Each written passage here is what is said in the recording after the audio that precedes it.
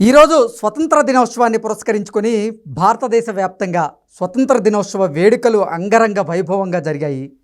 ఈ నేపథ్యంలోనే స్వతంత్ర దినోత్సవాన్ని పురస్కరించుకొని ప్రముఖ స్టార్ హీరో రామ్ చరణ్ భార్య ఉపాసన కొన్ని వ్యాఖ్యలు చేయడం జరిగింది. ఆవిడ ఈ స్వతంత్ర దినోత్సవ వేడుకల్ని అనాగరిక కోణంలో చూశారు అంటూ కొన్ని వార్తలు వస్తున్నటువంటి నేపథ్యంలో ఆవిడ నిజంగా స్వతంత్ర దినోత్సవ వేడుకలను అనాగరిక కోణంలో చూసారా? ఒకవేళ అదే నిజమైతే ఆవిడ ఎందుకు ఆ కోణంలో చూడాల్సి వచ్చింది అనే దాని మీద మనం విశ్లేషణ చేసుకునేటువంటి ప్రయత్నం చేద్దాం. ప్రస్తుతం మనతో పాటు ఉన్నారు ప్రముఖ రాజకీయ విశ్లేషకులు, ప్రముఖ సీనియర్ జర్నలిస్ట్ సిఎస్ రావు గారు. సార్తో మాట్లాడదాం. సార్ నమస్తే. సార్ నమస్తే. దేశవ్యాప్తంగా ఈరోజు స్వతంత్ర దినోత్సవ వేడుకలు అంగరంగ వైభవంగా జరుగుతున్నటువంటి నేపథ్యంలో రామ్ చరణ్ భార్య ఉపాసన గారు మాత్రం ఈ స్వతంత్ర దినోత్సవ వేడుకల్ని అనాగరిక కోణంలో చూశారు అనేటువంటి వార్తలు వస్తూ ఉన్నాయి. సార్ ఏంటి నిజంగా ఉపాసన గారు స్వతంత్ర దినోత్సవ వేడుకల్ని ఎందుకు అనాగరిక కోణంలో చూశారు అంటే ఏం చెప్తారు? సో ఇప్పుడు ఉపాసన మానవీయ కోణం నుంచి ఆలోచిస్తుంటారు. అపోలో హెల్త్ ఎండి, అలాగే కొన్నిటికి వైస్ చైర్మన్గా ఉన్నారు, కొన్నిటికి చైర్మన్గా ఉన్నారు.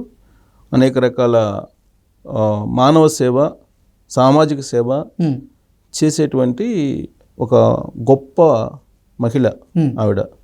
హీల్ ఇండియా అనేటువంటి ఒక కార్యక్రమాన్ని కూడా చేస్తూ ఉంటారు ఆవిడ.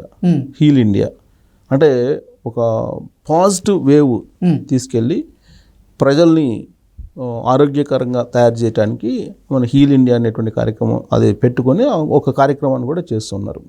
ఉపాసన విషయంలో ఆమె చేస్తున్నటువంటి సేవల విషయంలో అసలు ఎవరు తప్పు పట్టడానికి లేదు.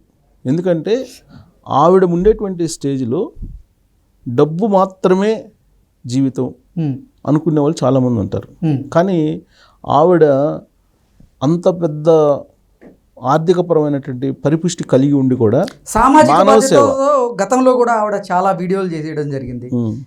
అంటే టాయిలెట్స్ గురించి కూడా, అసలు టాయిలెట్స్లో ప్రాపర్గా ఎలా కూర్చోవాలి అనేది కూడా, అంటే అంత తక్కువ స్థాయికి వెళ్ళి కూడా ఆవిడ మాట్లాడారు. సో అంటే సామాజిక బాధ్యతతో ఉపాసన గారు చాలా వీడియోలు చేస్తున్నటువంటి నేపథ్యంలో అసలు స్వతంత్ర దినోత్సవ వేడుకలను ఆవిడ మరో కోణంలో చూడడం ఏంటనేది ఇప్పుడు సర్వత్రా చర్చనీయాంశంగా అయితే మారింది. చూడటానికి కారణం కూడా ఉంది. ఏంటంటే ఆవిడ నాకు తెలిసినంత వరకు అంటే ఆవిడ భర్తకి ఇచ్చేటువంటి వాల్యూ కానీ, వివాహ బంధానికి ఇచ్చేటువంటి ప్రాధాన్యత కానీ, అలాగే సామాజిక సేవకి ఇచ్చేటువంటి ఇంపార్టెన్స్ కానీ, ఇవన్నీ కనుక చూస్తే సంపూర్ణమైనటువంటి ఒక మహిళగా కనిపిస్తూ ఉంటారు ఉపాసన.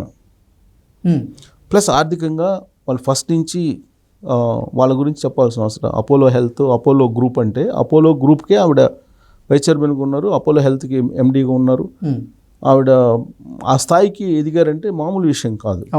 స్వాతంత్ర దినోత్సవ వేడుకల సందర్భంగా అపోలో హాస్పిటల్స్లో జెండా ఆవిష్కరించి ఆవిడ ప్రసంగించారు. ప్రసంగించి ఆమె బాధపడినటువంటి అంశం ఏంటంటే, స్వాతంత్ర దినోత్సవం జరుపుకుంటున్నాము, స్వాతంత్రం వచ్చింది, స్వేచ్ఛాయుత జీవితాన్ని గడుపుతున్నాం అని చెప్పి భావిస్తూ ఉన్నాము. కానీ పశ్చిమ బెంగాల్లో ఏం జరిగింది, కోల్కతాలో ఇటీవల కాలంలో ఒక వైద్యురాలు అంటే డాక్టర్, ఒక జూనియర్ డాక్టర్ మీద ఏం జరిగింది, హత్య చేశారు అని చెప్పి అత్యాచారం చేశారు, హత్య చేశారు. మరి మనం స్వాతంత్ర్యతో కూడిన స్వేచ్ఛావాయులతో బతుకుతున్నామా లేదంటే అనాగరిక ప్రపంచంలో ఉన్నామా అనేటువంటి భావన కలుగుతుంది ఇలాంటి సంఘటనలు చూసినప్పుడు అని చెప్పి మాట్లాడుతూ 78 సంవత్సరాలు స్వాతంత్రం వచ్చి ఈ 78 స్వాతంత్ర దినోత్సవం జరుపుకుంటున్నాము. కానీ మహిళలు స్వేచ్ఛగా ఉన్నారా లేదా, స్వేచ్ఛగా బతుకుతున్నారా లేదా, గృహహింసకు దూరంగా ఉన్నారా లేదా, ఇలాంటివి గమనించారా అంటే అవన్నీ గమనిస్తే కనుక మనం అనాగరిక ప్రపంచం నుంచి ఇంకా బయటపడలేదు అనేటువంటి భావన కలుగుతుంది. ఒక జూనియర్ డాక్టరు మీద అత్యాచారం చేసి హత్య చేశారు అని అంటే మనం ఎక్కడున్నాం అనేటువంటి ఒక ప్రశ్న ఆవిడ వేస్తూ ఆవిడ తన ఆవేదనని, తన బాధని, తన దుఃఖాన్ని వ్యక్తం చేశారు. అంటే ఆవిడ మానవీయ కోణం, ఇప్పుడు కోల్కతాలో జరిగినటువంటి ఆ అత్యాచారం హత్య మీద దేశవ్యాప్తంగా కూడా పెద్ద ఎత్తున డాక్టర్లందరూ కూడా నిరసనలు వ్యక్తం చేస్తూ ఉన్నారు. లేటెస్ట్గా వాళ్ళ ఫాదర్ ఇచ్చినటువంటి కంప్లైంట్స్ ప్రకారం ఆవిడ మీద రేప్ జరిగింది అని చెప్తున్నారు. అది వీర్యం కూడా మ్యాక్సిమం 15 గ్రాములు ఏదో ఉంది. అంటే సామూహిక అత్యాచారం చేసి చంపేశారు అనేటువంటి అనుమానం ఆ జూనియర్ డాక్టర్ ఫాదరు వ్యక్తం చేస్తున్నటువంటి పరిస్థితి. అంటే దాని అర్థం సామూహిక అత్యాచారం చేసి ఒక జూనియర్ డాక్టర్ని హత్య చేశారు అని అంటే భారతదేశంలో మరి మనం అనాగరిక ప్రపంచంలో ఉన్నామా, నాగరిక ప్రపంచంలో ఉన్నామా అనేది ప్రశ్నించుకుంటే మనకు అర్థమవుతుంది. ఇప్పుడు ఎక్కడ దాకా ఎందుకు సరే కలకత్తాలో జరిగినటువంటి జూనియర్ డాక్టర్ది అనుకున్నాం. దానికి కొంతమంది ఈ మధ్య నిన్న ఇవాళ అసలు డాక్టర్లు పొద్దుపోయిన తర్వాత మహిళా డాక్టర్లు బయట రాకూడదని కొంతమంది ఇలా కామెంట్లు చేశారు. ఆ కామెంట్లు విన్న తర్వాత మహిళా డాక్టర్లు పొద్దుపోయిన తర్వాత బయటికి రాకపోతే అని కొంతమంది అత్యవసర సేవలు ఎవరు చేస్తారు? అదే సెకండ్ యాంగిల్ ఆలోచించకుండా వీళ్ళు మాట్లాడుతున్నారంటే అదే కదా ఆవిడ బాధపడింది. ఏంటంటే అనాగరిక ప్రపంచంలో మనం ఉన్నామని ఆవిడ ఎందుకు ఫీల్ అయ్యారు? మహిళా డాక్టర్లు పొద్దుపోయిన తర్వాత రాకుండా ఉంటే మంచిది, ఇలాంటి అత్యాచారాలు హత్యలు జరగవు అనేటువంటి యాంగిల్లో వాళ్ళు మాట్లాడుతున్నారంటే మనం అనాగరికంలో నాగరిక ప్రపంచంలో ఉన్నామా? శిక్షించాలని ఆవిడ డిమాండ్ చేస్తున్నారా? ఎవరు డిమాండ్ చేస్తారు కదా, దాని అర్థం అదే కదా. అనాగరిక ప్రపంచం ఇప్పుడు బీజేపీ వాళ్ళు ఎన్ని రకాలుగా ఎన్ని సందర్భాల్లో మాట్లాడారు, గాంధీని మాట్లాడారు కదా, అనేక రకాలుగా మాట్లాడారు కదా, బీజేపీకి సంబంధించిన ఎంపీలే మాట్లాడారు కదా అనేక సందర్భాల్లో రకరకాలుగా. మహిళల గురించి కూడా మాట్లాడారు కదా, అలాగే కాంగ్రెస్ వాళ్ళు కూడా కొంతమంది మాట్లాడారు కదా అనేక సందర్భాల్లో కించపరుస్తూ.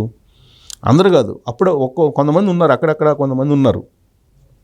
అందుకే అవన్నీ రివీల్ చేసిన తర్వాత ఇంత జరిగి దేశవ్యాప్తంగా నిరసనలు వ్యక్తం చేస్తూ ఉంటే బంగ్లాదేశ్లో ఏం జరుగుతుంది? బంగ్లాదేశ్ స్వాతంత్రం రావడానికి భారతదేశం కారణం. కానీ బంగ్లాదేశ్లో హిందూ మహిళలకు సంబంధించినటువంటి అక్కడ జరుగుతున్నటువంటి హింస మామూలు హింస. మరి మనం ఎక్కడున్నాం? స్వాతంత్రం అంటే మనం పక్కనే ఉండే సరిహద్దు రాష్ట్రమేగా, సరిహద్దు దేశమే కదా. సరిహద్దు దేశంలో అలా జరుగుతుంది. ప్లస్ దానికంటే కూడా ఘోరంగా భారతదేశంలో స్వాతంత్రం ఉంది, అద్భుతంగా వెళుతుంది భారతదేశంలో ప్రజాస్వామ్యం అనుకుంటున్నటువంటి తరుణంలో మరి అత్యాచారాలు ఏంటి? ఇప్పుడు తెలుగు రాష్ట్రాల్లో జరిగినటువంటి ఇన్సిడెంట్ రీసెంట్గా ఏంటి? ఒక మహిళ బస్సులో చేస్తుంటే ఆ బస్సులో ఉండేటువంటి కండక్టరు, ఇద్దరు డ్రైవర్లు ఉంటారు, డ్రైవర్లు వాళ్ళు రాత్రి రేప్ చేసి మహిళని కదిలే బస్సులోనే రేప్ చేశారు కదా, కేసు కూడా నమోదైంది కదా. అలాగే తెలంగాణలో ఎన్ని జరిగినాయి, తెలంగాణలో రేప్ అండ్ మర్డర్లు ఎన్ని జరిగినాయి. ఇవన్నీ చూసిన తర్వాత మనం అనాగరిక ప్రపంచంలో ఉన్నాము. బట్ స్వాతంత్ర వేడుకలనేమో మనం ఘనంగా జరుపుకుంటున్నాము, పైగా జూనియర్ డాక్టర్ని అత్యాచారం అన్న హెల్త్ సెక్టార్లో ఉంది కాబట్టి ఆవిడ మహిళా డాక్టర్ జూనియర్ డాక్టర్ని రేప్ చేసి సామూహిక రేప్ చేసి హత్య చేశారంటే అది ఆ ఇన్సిడెంట్ ఆవిడ్ని బాధ పెట్టింది. సో ఆ బాధల నుంచి వచ్చినటువంటి అభిప్రాయము ఉపాసన వ్యక్తం చేశారు.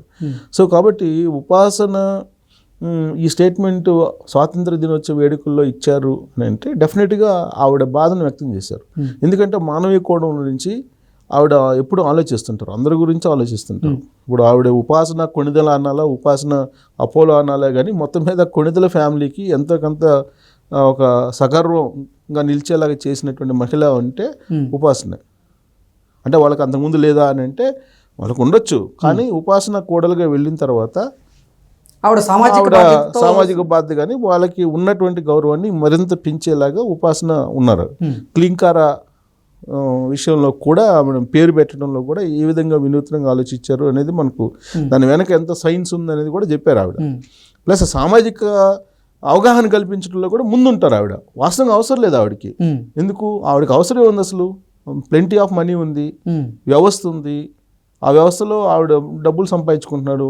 సమాజం మామూలుగా సామాజిక సేవలు చేయాల్సిన అవసరం ఉంది. కానీ ఆవిడ సంపూర్ణమైనటువంటి పరిపూర్ణమైనటువంటి మహిళ కాబట్టి ఆవిడ ఆధ్యాత్మిక కోణం కూడా ఉంది ఆవిడకి. సో కాబట్టి సంపూర్ణమైన మహిళ కాబట్టి ఆవిడ ఇప్పటికి కూడా మానవతా కోణంలో ఆలోచిస్తారు కాబట్టి ఈ అనాగరిక ప్రపంచం అంక కనిపించింది స్వాతంత్ర వేడుకల సందర్భంగా.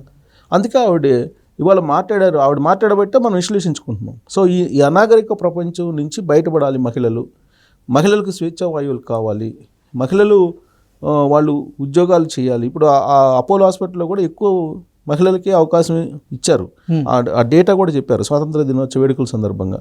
సో మహిళలు వాళ్ళు ఆర్థిక స్వావలంబన కోసం ఆర్థిక స్వావలంబన పెంచుకోవడంతో పాటు వాళ్ళకై వాళ్ళు ధైర్యంగా నిలబడేటువంటి పరిస్థితి వచ్చిన రోజే గాంధీ చెప్పినట్టు అర్ధరాత్రి పూట మహిళలు స్వేచ్ఛగా తిరిగినప్పుడే స్వాతంత్రం వచ్చినట్టు అని అన్నారు.